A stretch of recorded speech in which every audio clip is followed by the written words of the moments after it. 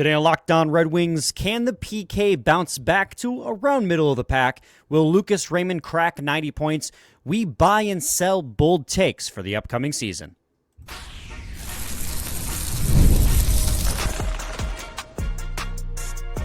You're Locked On Red Wings, your daily podcast on the Detroit Red Wings. Part of the Locked On Podcast Network, your team every day.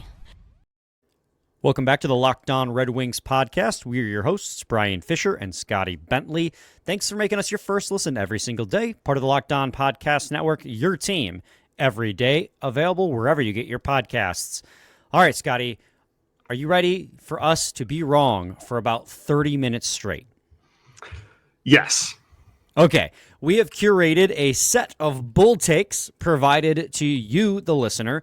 Each of us has our own, and we will ask each other to buy or sell each bold take. Let us know in the comments if you buy or sell on each of these questions, each of these takes. Just another preview type episode for the upcoming season as we just inch closer to being kind of back. But before we get to that, we got to let you know today's episode is brought to you by FanDuel. Download the FanDuel app now by visiting FanDuel.com and win $300 in bonus bets if your first $5 bet wins. All right, Scotty, let's jump right into it. What is your first take, bold take, that you'd like to know if I'm buying or selling on? Yeah, let's go. I got a couple here. Let's go with Sebastian Cossa is the team's backup goaltender after the trade deadline this year. So what I'm hearing when you say that is you're working on the assumption that the Red Wings are going to be sellers at the deadline, and they'll sell off probably Cam Talbot. Well, that's kind of what my logic goes. In this specific scenario, barring injury, that's pretty much, I think, the clear-cut way or path for him to do so. I'm not saying, like, I think that that's what the season is. I'm just saying, bold take, Sebastian Cossa ends up playing 15-plus games. I gotta sell on that one just because I do think that this Red Wings team will be close enough to the playoff picture that they'll probably stand pat and not really make any impactful moves at the deadline, infuriating the fan base once again, committing neither way in the Gavin McKenna year. But that Cam Talbot will play out the final year of his contract and the entirety of it in the Wings uniform. But not to say that that's such a bold take that it can't happen either, because if the Red Wings are far enough out of it, I do think it would be wise for the Red Wings to sell off as much as they can in the Gavin McKenna year. But I just think that this roster is they're gonna be kind of in the same spot as they were last year, right there. Probably should buy, as we were saying last year, but that's going to also be determined by the market. What are you thinking on that? What are you thinking on your own bold take there? Yeah, I mean, I think I would sell it if I had to choose. I think you bring up a good point where the only way that does happen is injury or selling at the deadline. I think there is, I guess, an outside chance that like one of the two, I guess it won't be Gibson, but because, he's hopefully a longer term fix, but yeah, I guess there's a scenario where Cossa just looks absolutely incredible and one of the two goalies is struggling and they make a switch for the sake of winning as well. But I think I'll sell it just because you're hoping that the Wings are in it and the players that they have on board are, gonna be good enough in the pipes. Yeah, and so for my first one, Scotty, the Detroit Red Wings penalty kill was their Achilles heel last year. They weren't great in a lot of areas. 5-on-5 play wasn't great. Defensive depth wasn't really there. Bottom six scoring was non-existent. But the worst of the worst was their almost historically bad penalty kill. At one point, it looked like it was going to be the worst penalty kill since the statistic was tracked in league history, but they just narrowly missed out on that and settled for worst in the league that season. 32nd. I think my bold take, genuinely, I think this team's penalty kill is going to bounce back to middle of the pack. And when I say middle of the pack, I mean 15 to 20 range. I think that is a bold take that can and I think will happen. Yeah, honestly, I buy this. And Hell yeah. to the point where, you sent me your list before I sent you mine, and I was thinking the same thing. It was going to do something similar. I just feel like 2 years ago, it was an okay penalty kill. It was a middle of the pack penalty kill. Yeah, it was an okay kill, and it was largely the same group last year, and they were horrific. So I'm hoping that some of it is just water finds its level, odds of probability and laws of probability and whatnot, that they just get a little bit of, uh, you know, opposite of regression to the mean. And I feel like that, along with a full season of a new head coach, hopefully leads to that. I buy this. Yeah, and so they were pretty lucky if you look at like their PDO, right? 2 years ago when they finished 14th on the penalty kill, they had some good luck. But last year, on the flip side of it, they had horrid luck on the penalty kill. They weren't a great penalty kill. That's true. But they also had terrible luck at the worst times too. The penalty kill is not nearly as bad as it was last year. And I have to believe with new coaching coming in and a couple new personnel, a couple new bodies too, right? Big one, Gibson and net, that this penalty kill will bounce back. And I think that if the Red Wings want to have an opportunity to make the playoffs, that getting close to, I think 15th in the league, 16th in the league was like 79%. They were at 70. If you can get to 77%, 78% to get in that 15-20 range, you're actually positioning yourself pretty well. Now, granted, at that point, you also need the power play, which was a top 5 to stay good as well, which that's no guarantee. But if the Red Wings had a league average penalty kill last year, they're in the playoffs. As many goals as they scored on the power play, they gave up on the penalty kill. It was like a net 0. You had the 4th best power play and the worst penalty kill. So I have to think that this penalty kill is going to be better this year because, well, how much worse can it truly get when you're closing in on historically the worst in NHL history? But I also think that they're not just going to be better, but they're going to be markedly better back in the middle of the pack type stuff because they have the bodies. They've done it in the past. Yeah, I completely agree for the exact same reasons, really. So, all right, Scotty, what you got next, bud? Let's go with, at some point in the 2025-2026 season, there is a period of time where Elmer Soderblom is getting consistent top 6 minutes. Define consistent for me. Let's say he gets top 6 minutes for at least 1 month this season. 1 whole month.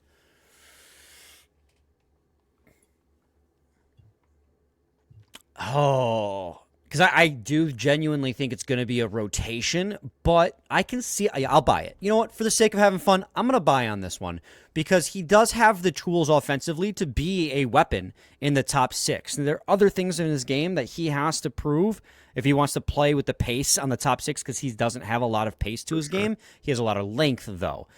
I'll buy on this, and a little bit of it is hopium, but he has the offensive skill set to play at that level, the in tight hands, the big body to get to the net front. If he can keep his feet moving and kind of get into the corners and help set up Larkin and Raymond and vice versa, he'll get looks. He will play top 6 minutes at some point this season. I'm pretty confident in that with that glaring hole up there on left wing 1. It's just he has to take hold of it, and I'll buy on it. I think that he's, of the options the Red Wings have, he's the most exciting option at the moment, so I'll buy.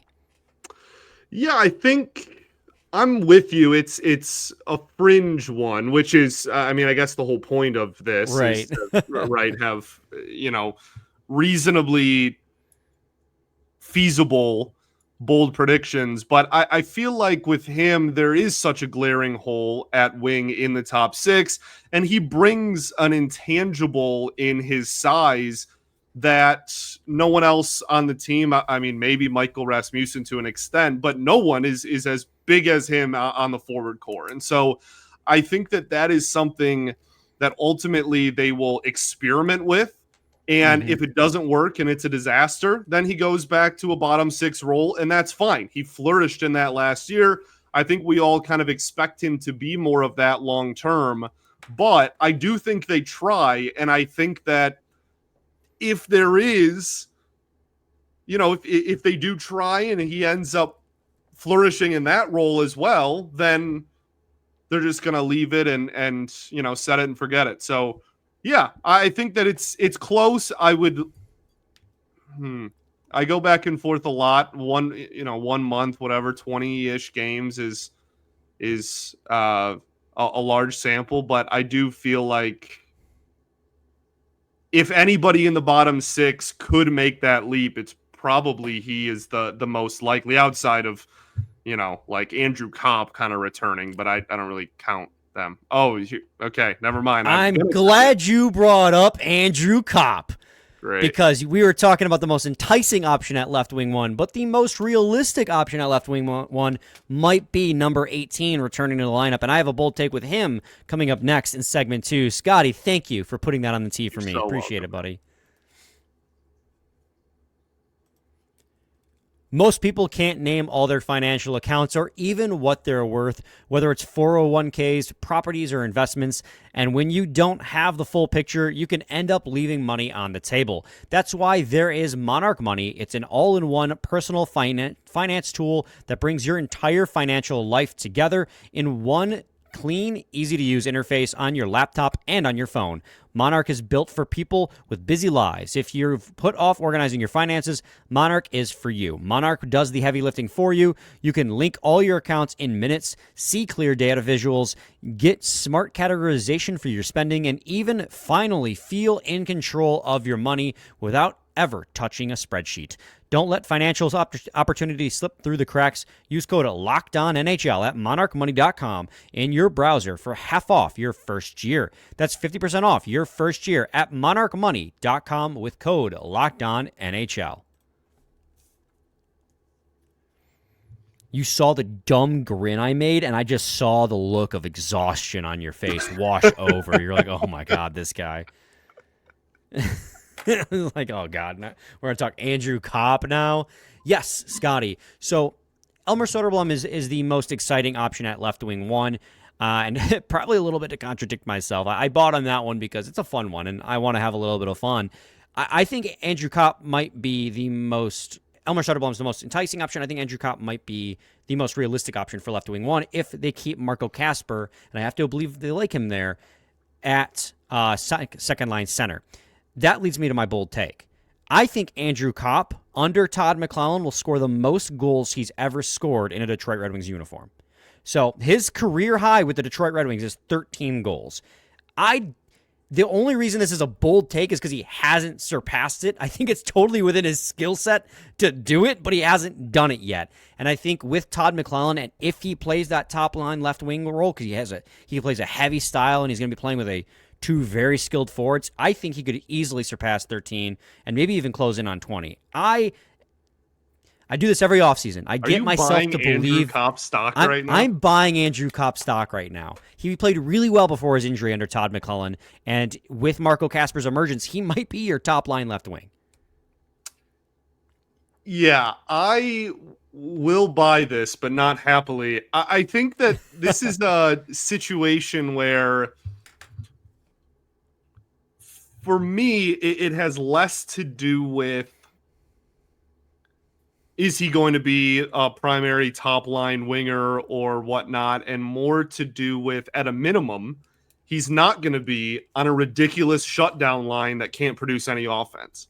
Right. And that, I think, as a floor, raises his offensive production, right? Who knows if he's ever going to score 20 goals in a season ever again? Who knows if he's ever going to eclipse, that 45-point mark or whatever it was, 50 points that he had his last year in New York.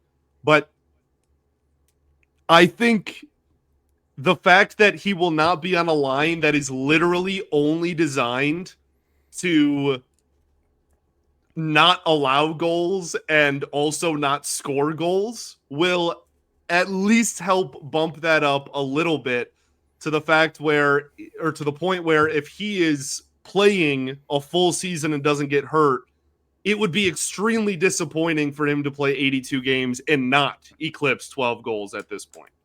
Yeah, I mean, he's only scored 20 plus goals 1 year, and that was in his career high season / contract year. Right. When he got dealt from Winnipeg to New York at the trade deadline, he had 53 points and 21 goals. That I forgot he offseason, got traded mid-season that year. Yeah, he was a long-time Winnipeg Jet, and then he post-deadline he played with the Rangers and then signed with the Red Wings in the offseason. I think that if he plays consistent minutes, again, I admit I kind of contradicted myself with the Soderblom statement before, but of course you labeled consistent as 1 month. There's a lot of months of the season. If Andrew Copp plays a lot of time up there too. Yeah, I don't think it's necessary. I think there is a world where Soderblom is playing top 6 and Copp also scores 13 goals. Like, I don't think that's some ridiculous, you got to do a ton of mental gymnastics to justify it type of thing. Yeah, he scored 13 goals was his career high with the Red Wings. I'm saying he gets like 14, 15. Right. Like, it's a bold take because he hasn't done it, but it seems totally achievable if he's used in a different role than just defensive zone against tough competition. So I'm buying my own stock. Okay, cool. You're buying it too. It's a light buy. It's a buy. Like what's it called? A garage sale. It's a rent to buy program. Right. It's a yeah. A hand-me-down situation. Rent-a-center Andrew Copp. There you go. This one's pretty yes or no. No. Okay, your turn. All right, thanks. Will? No, Scott. Sorry, go ahead. That was rude of me. ASP will play 1 game for the Detroit Red Wings this year. Oh, dude. Sell. I mean, one or more, obviously. But sell. Yeah.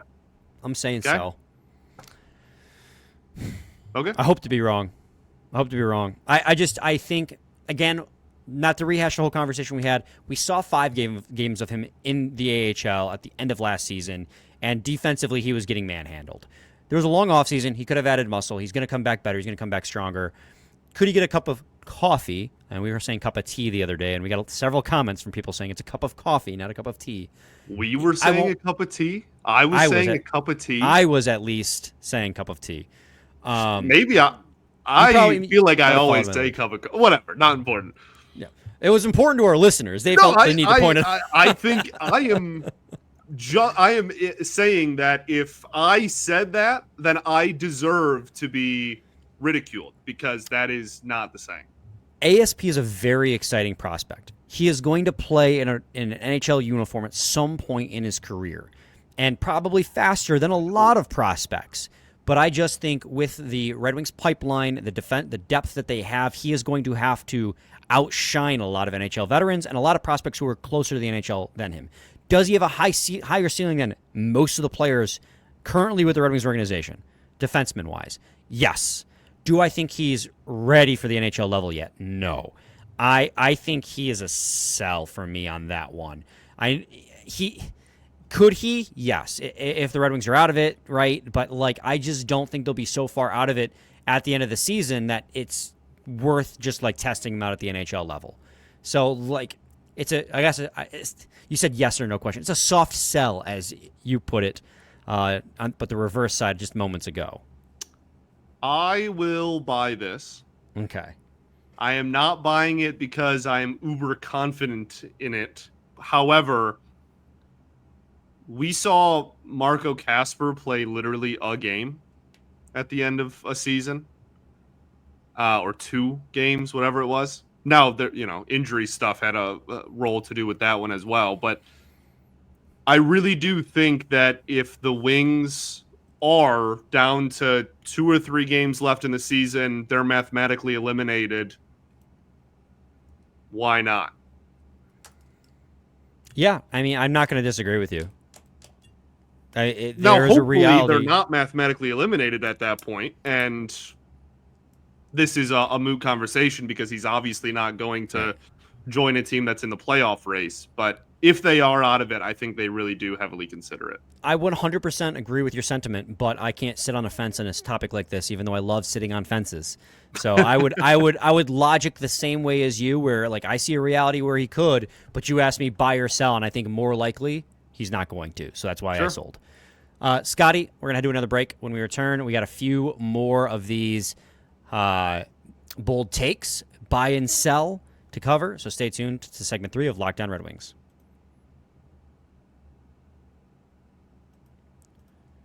The NFL season is almost here, and FanDuel is making sure you're ready for kickoff with a can't-miss offer. Right now, new customers can bet just $5, and if your bet wins, you'll get $300 in bonus bets to use across the app. So, are you ready to play? Download the FanDuel app right now by visiting FanDuel.com to get started. That's FanDuel.com to place your first $5 bet. Segment 3, Locked On Red Wings podcast. Scotty, my next one comes with... I struggle to say if it's a bold take, which kind of is counterintuitive to the entire idea of this episode, because it's something that sitting here I think can definitely happen, but a lot of things still have to go right for it to happen. And that is, I think Lucas Raymond will crack 90 points this season. Are you buying or selling that? Do you even think that's bold? Yeah. Well, I don't know. I think that I wouldn't call it super bold, but I also don't think it's a guarantee either. Obviously, the first thing with all of these guys is just playing enough to get there. But yeah, I think... Man, that's tough. I mean, I'll buy. I'm not going to be like the, oh, no, I'm not going to come on here and advocate for reasons why he won't have a great season. I don't want to be that guy. So we'll buy. I do think that a lot of things have to, as you said, go right and kind of line up for him, aside from just playing, dang near every game this season. They also need to get some sort of production out of the other wing spot.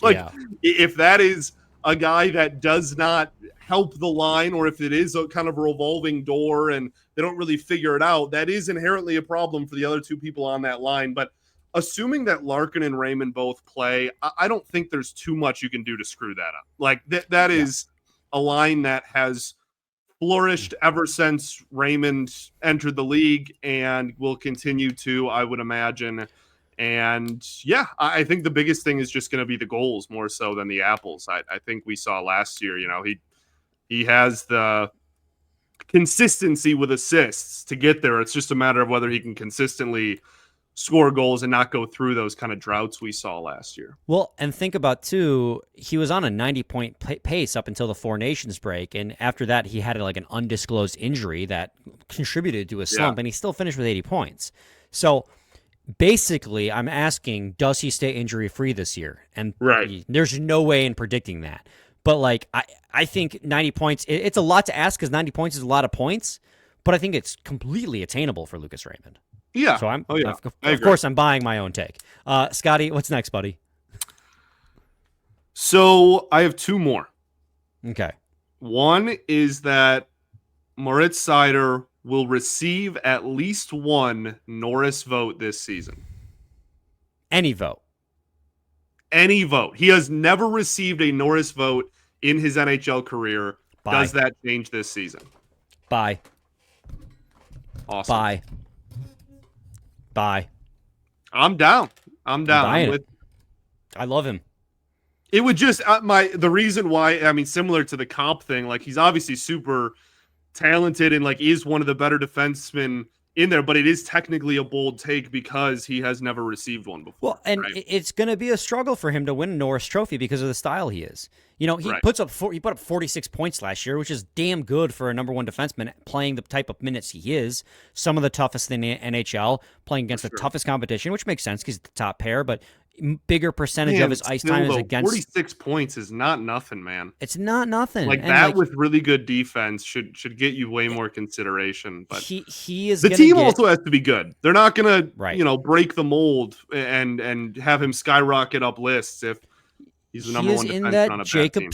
he's in that Jacob Slavin category, and Slavin's finally starting to get the respect that he deserves as one of the premier defensemen in the NHL.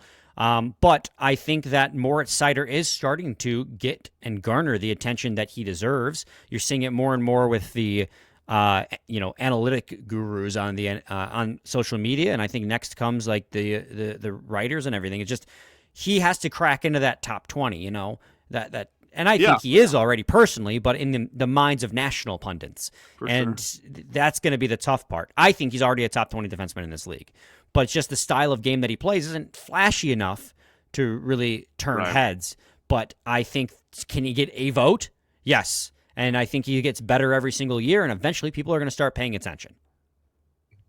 I'm right there with you. I think because the bar that I set was just receive a vote, I have a really hard time believing if he stays fully healthy this year with the amount of opportunities he is going to have, and hopefully not such insanely difficult deployments, that he'll be able to take enough of a step forward again offensively where he gets a little bit more recognition nationally for sure. All right. I have two more, Scotty, as well, so let's try to pound these out real quick. My first one is Nate Danielson will make the Red Wings out of training camp. As we get closer to training camp, I'm starting to believe more and more he has a chance to crack this lineup. I'm still going to sell it, but I hope that I'm wrong. That's one that I sell regrettably, right? It's like when your parents sell your baseball card collection and you're like, okay, well, I don't really care right now, but now as a grown man, I wish that didn't happen. It's similar to that. I am selling because I think that that's the right thing that's going to happen, obviously, but I would love to be wrong about it.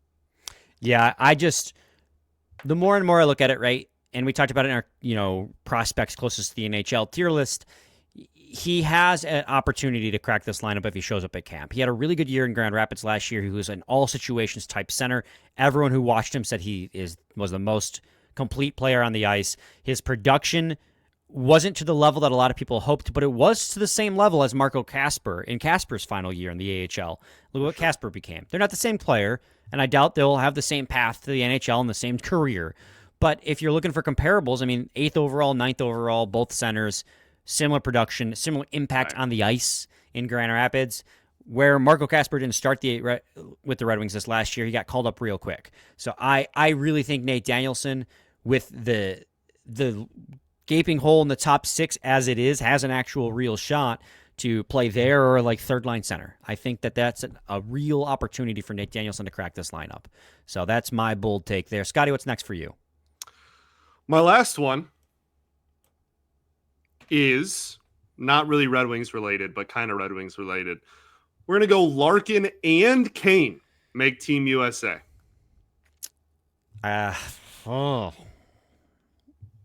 I think I got to sell. Patrick Kane is a legend. He is one of, if not the best American to ever play the game. But Patrick Kane is 36 years old, can't really skate, he can skate. He's not a very fast skater at this point. He doesn't really engage in corner battles at all, doesn't really engage in the back check or the forecheck. And if you're playing in the Olympics, you need to do all those things, especially if you're going to beat Team Canada. If he makes the team, it's a power play specialist role. He's going to be playing down in the lineup. Do I see a reality where he could? Sure. I don't think it's a very likely reality. I think Larkin makes the team. I just don't think Patrick Kane does at this point. I don't think he makes the cut. So I'm selling on that one. Fair enough. Yeah, I think the only reason Kane would just be from we're going to make him Captain America and have it be like a, sentimental, not even sentimental. I don't want to make it sound like they're like throwing him a bone. He still has a role on the team, but there would be, if there is a cutoff strictly because of talent and production at this point, he probably does not make it. But I think that there is an argument for, giving him a letter and sending him with the team and having the greatest American of all time lead you. 100%. And that's where I think that there is an avenue. I just don't think it's likely enough for me to buy. Scotty, my final one is Gibson will have an above average league save percentage, which, by the way, last year, 900. I double-checked. I knew it was low. I didn't know it was 900 on the dot was the league average. That's crazy. I think he'll have above league average save percentage, and he will play, this is a two-parter, and he will play 45-plus games with the Detroit Red Wings. I like, if I'm strictly going off what I think is going to happen, I guess I would sell. But obviously that's the goal, and that's what I want.